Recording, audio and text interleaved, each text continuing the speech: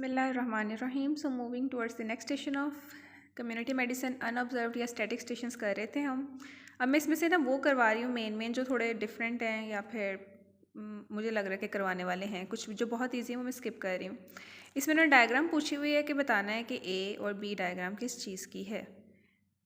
Name 2 types of epidemics represented by these 2 curves, के कौन सी epidemics है। अब ये वाली जो सी है ये आपको पता है, वो वहाँ पे पिक्चर देखी होगी बुक से भी, ये होती है point source epidemic, single exposure.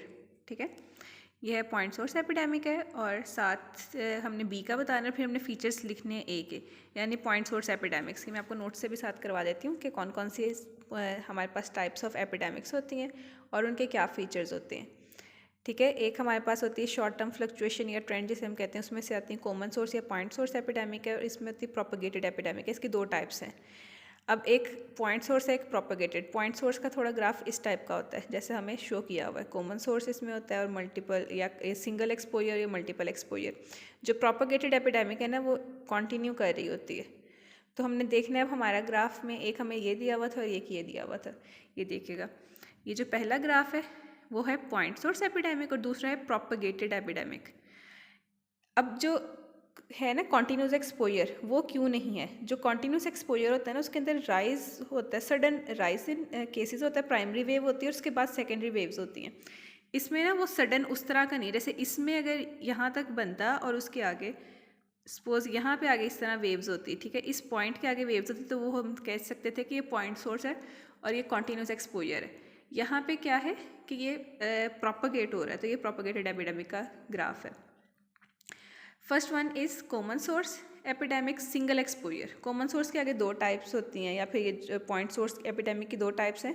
एक होता है सिंगल एक्सपोजर, SEPS भी कहते हैं, single exposure point source epidemic, और दूसरा होता है continuous exposure point source epidemic. अब ये प्रोपगेटेड एपिडेमिक है। दूसरा ग्राफ मैंने बताया था कि वो प्रोपगेटेड का होता है। फीचर्स क्या हैं ए ग्राफ के।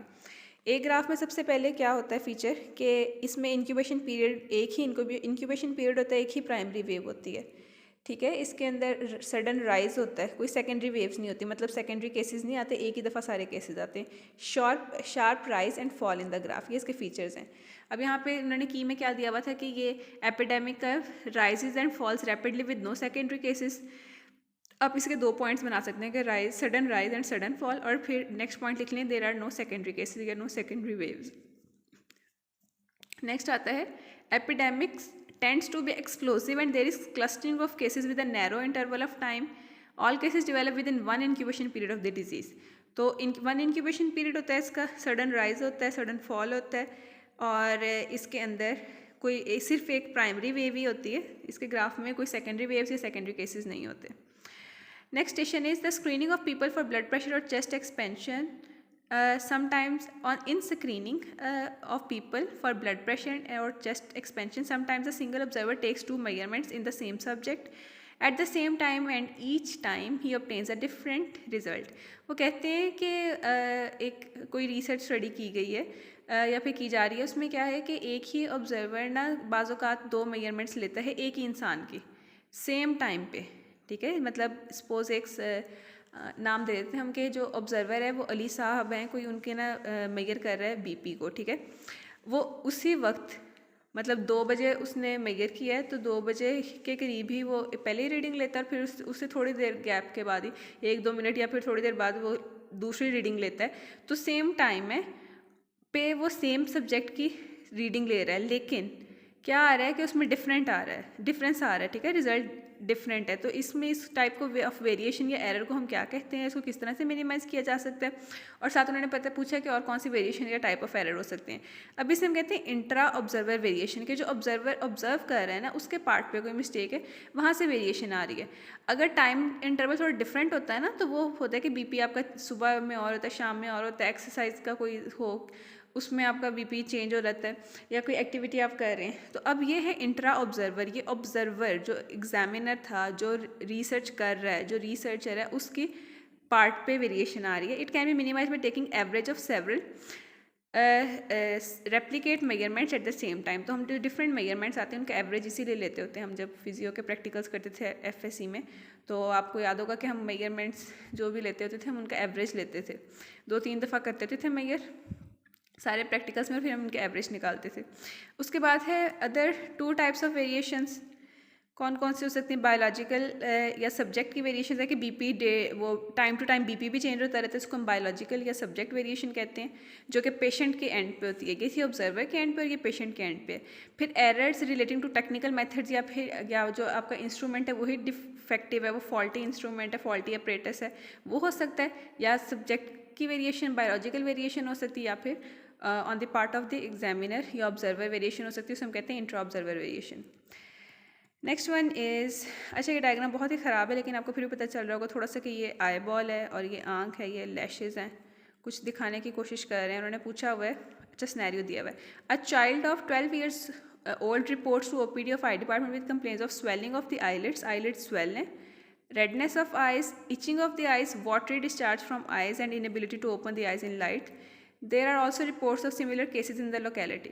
एक तो चीज़ को इन्होंने बता दिया है कि लोकेलिटी में सेम केसेस हैं, तो इट्स समथिंग लाइक कि कोई डिजीज़ है जो स्प्रेड कर रही है, तो वो वायरल कंजक्टिवाइटिस होता है। दूसरा, आपको कैसे पता चला कि इसमें ना वाटरी डिस्चार्ज है? तो ये आई का आपने रिसेंटली प्रॉफ दिया है, आपको याद होंगे सारे फीचर्स के वायरल कंजक्टिवाइटिस के होते हैं, या जैसे एलर्जिक कंजक्टिवाइटिस या फिर रेड या पिंक आई कहते होते हैं मोस्टली। और इसमें हमने प्रिवेंटिव मेजर्स क्या क्या होती हैं। सबसे पहले तो ये है कि ये वायरल कंजक्टिवाइटिस है, इसमें जो पर्सनल बिलोंगिंग्स है ना, टॉल है, हैंडकरचीफ है, ये अपने पेशेंट का यूज़ नहीं करना। पेशेंट के पास अगर आप जाएँ तो उसके बाद आके अपने हाथों को साबुन से धोएँ और साबुन से पानी से अच्छी तरह से हाथ धोएं अपने। Tissue paper, always use tissue paper two clean the eyes and burn it. Tissue paper को अपने आँखों, उसमें आँखों से पानी निकल रहा होता है ना, तो आपने वो जो डिस्चार्ज है उसको क्लीन करने के लिए टिश्यू पेपर यूज़ करना है, और आफ्टरवर्ड्स आपने उसको यूज़ करने के बाद आपने उसको बर्न कर देना, ताकि वो जो उसके ऊपर डिस्चार्ज लगा हुआ है इसकी तरह से कोई और पर्सन इन्फेक्ट ना हो। Wash eyes with clean water several times a day, दिन में कई बार आपने साफ़ पानी से अपनी आँखों को धोना है। स्प्रेड में जो सा आता है ना, वो क्या चीज़ आती है कि ये तो एक पर्सनल हाइजीन की आगे ना, जो स्प्रेड के लिए आपने सबसे पहले तो जो पर्सनल बिलोंगिंग्स हैं उनको यूज़ नहीं करना, फिर आपने पेशेंट से थोड़ा सा फासले पे रहना है। जो वो एक मिथ है कि पता नहीं जो जिसकी आंखें ख़राब होती हैं उसकी आंखों को देखने से आपकी आंखें ख़राब हो जाती हैं, तो ऐसा नहीं होता। वो बस ये कि आप उससे थोड़ा क्लोज कांटेक्ट ना करें, आप उससे दूर रहें, आप उसकी जो फ्लूइड्स हैं उसके इन कांटेक्ट ना आएँ। उसका जो यूज़ किया वो टॉवल है, उसका हैंडकरचीफ है, उसको यूज़ ना करें। स्पेशली उसकी आंखों से जो पानी निकल रहा था, जिस कपड़े से, जिस टॉवल से, जिस टिश्यू पेपर से उसने साफ़ किया उसके इन कंटेक्ट ना, इसलिए हमने कहा है कि उसको चाहिए कि वो उस टिश्यू पेपर को या टॉल को बर्न कर दे, टॉल को नहीं, टिश्यू पेपर को। ओके, ये बड़ा इंटरेस्टिंग सा क्वेश्चन है, मुझे बड़ा अच्छा लगा था। ये उन्होंने पूछा हुआ है, ये कुछ ग्राफ्स दिए हुए हैं, इसमें पूछा हुआ है कि आपने बताना है कि मीन और स्टैंडर्ड डेविएशन का क्या सीन है इन सारों में ना। अब ये जो सेंट्रल लाइन होती है ना, ये शो करती होती है मीन। अब इसमें 2 कर्व्स हैं, इस दोनों का ना मीन सेम है लेकिन स्टैंडर्ड डेविएशन डिफरेंट है। स्टैंडर्ड डेविएशन है कि मीन के लेफ़्ट और राइट ना कितनी रेंज में हमारा जो डाटा है वो फॉल कर रहा है।